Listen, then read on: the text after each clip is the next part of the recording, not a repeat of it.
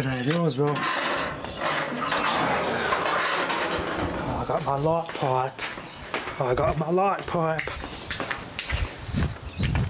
They gave me a bigger pit.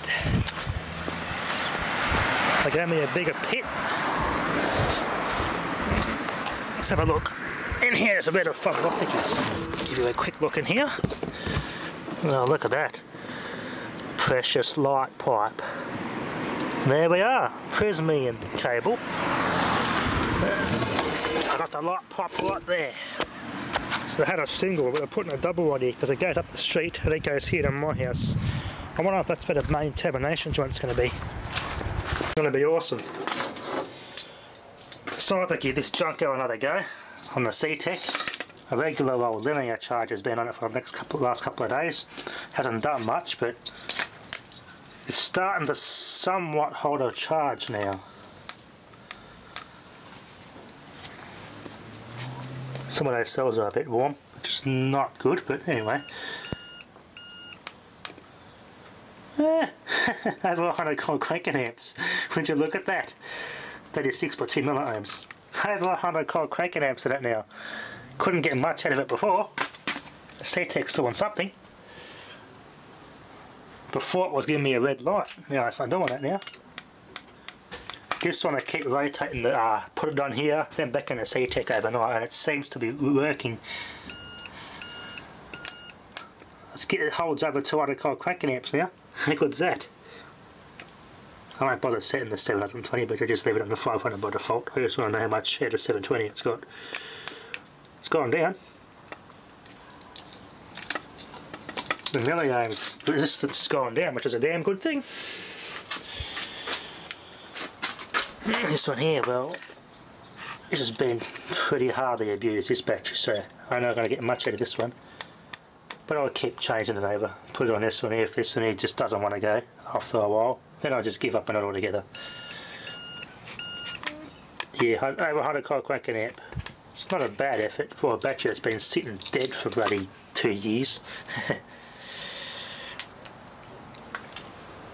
Give this CTEC a very good run for its money, so it seems to be doing quite well.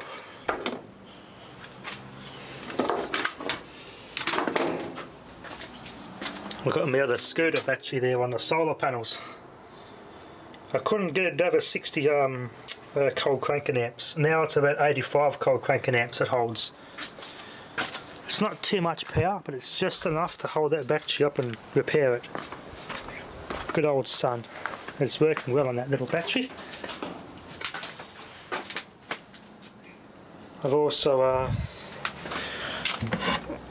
got some more stock car speakers. I always, if I see something that are good and higher powered and decent, I just grab them from my local recycling centre. They're only $1 for a pair.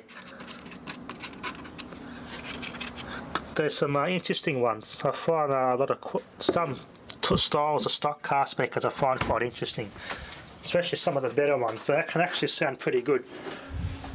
I've got the other, see if they fit those other enclosures I've got. Take those cheap speakers out of those Sanyo enclosures and put those in there. They seem to be the right size, because they were hard to find size for certain boom boxes too, those sorts of speakers. It's an odd size too, so that's another reason why I grabbed them. Some boom boxes and other stereos have an odd size speaker, so I'll keep finding them. I'll just grab them if they're really, really cheap and they're a good nick.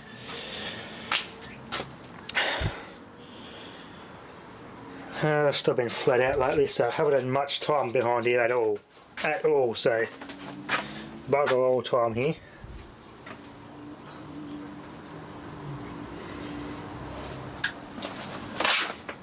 No time for meters or anything.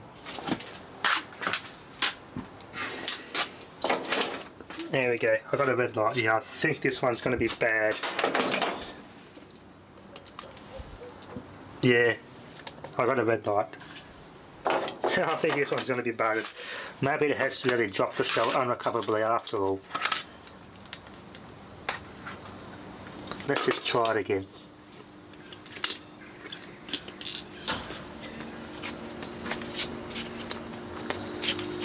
Here, these two cells here are the warmest.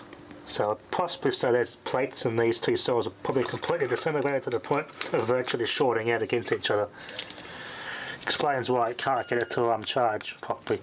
And when it does set, it drops to about 8 volts anyway.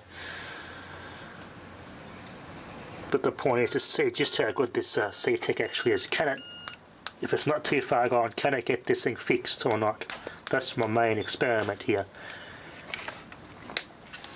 I've had so many testimonials about these chargers on 10+ year old batteries. I thought I'd give it a try myself. If I just keep trying, it clears the short somehow, that it clears and it doesn't get hot anymore. Bonus. But if not, I got nothing to lose. No, it's the highest it's been yet.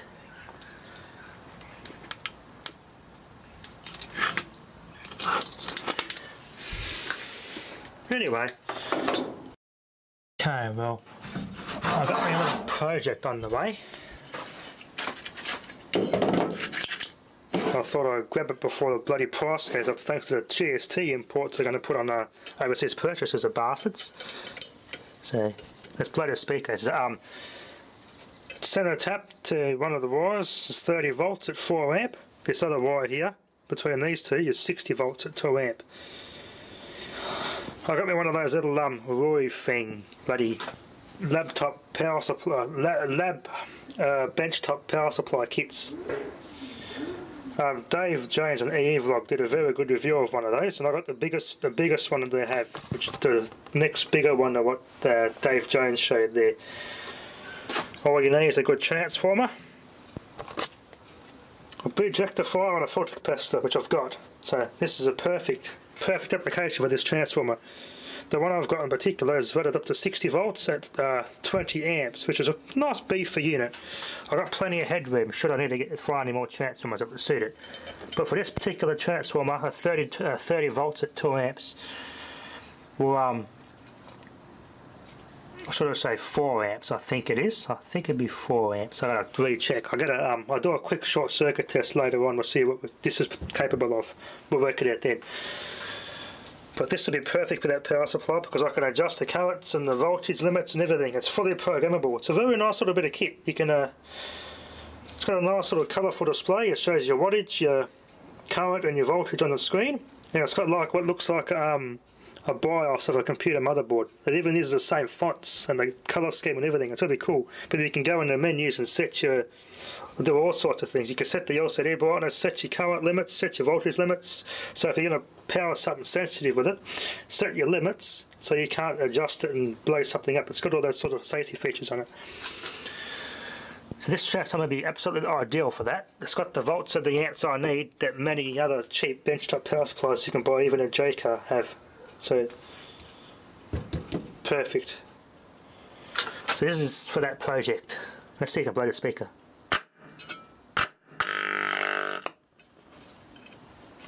Yeah, it's got the power. Yeah. There we go, I pulled out of its misery. As I said, this speaker was damaged anyway. Beyond repair, so that EO rolled it really good. That sort of power, I can power lots of things with that sort of power. So, it's going to be awesome. Up to 30 volts from this at 4 amps.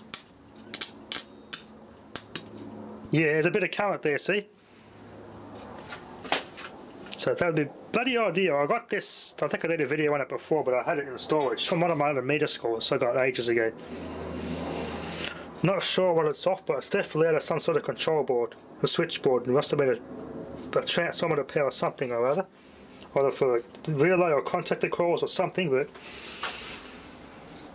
this is going to make an ideal basis for my that little power supply kit. I think it's called Roy thing. I think it is something like that. Technologies. But you can see it on the Dave Jones EEV blog. He did a pretty good rundown on them. So all I need to set it up with this. We'll give it some tests. I'm pretty confident it's going to be bloody good. I can power all sorts of things with it. But as I said, it's got programs in there you can set your voltage and current limits. So I can power sensitive things like this with it without blowing them up. I can even power small radios and 9 volt or 3 volt appliances down to 1 volt. So I've got plenty of headroom with that. So this transformer will be perfect for it. I'm going to keep my eyes peeled for a bit of enclosure. I'm going to make it look really cool. Very well made little transformer. It's well insulated to Australian standard 3108. So you can see it's very well made.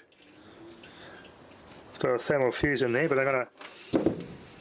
I run a big fuse, maybe run it through a 5-amp fuse. Actually, a 10-amp fuse for safety. I think, yeah, short circuit current would be probably more than 10 amps on this thing. Run it through a 10-amp fuse, big rectifier, a big filter cap. And that's all you need. And then just go straight into that power supply, into a box with a display and my outputs. And that's it. It's going to be bloody make a great little power supply when it's finished. 24 volt. We'll test the 24 volt function. I got me. I bought a high-end sort of. I've seen reviews on it. It's a LePi LP70380 or something. I think it's the next model up from the 1601S LePi, available at Parks Express. It can run up to 36 volts, and it actually does push close to 100 watts per channel. Like, it's been tested by professionals, so I looked at it and I'm going to grab this amp. So yeah, that power supply with that transformer will be perfect for that, to get it up to 24 volts with some current, get some good music playing. I think it's, yeah, it'll be fair. The transformer obviously on its own is not going to supply all the current to run that, exceed the limits of an amplifier, but it will tell me the wattage on the screen on the power supply and everything anyway, so it'll be really handy. Let's just come back to this battery for a second. I wonder what it's done.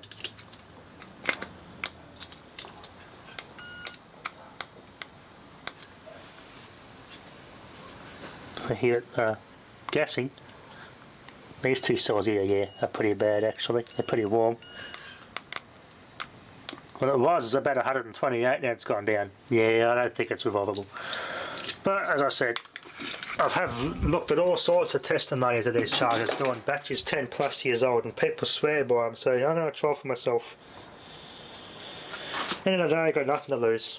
So,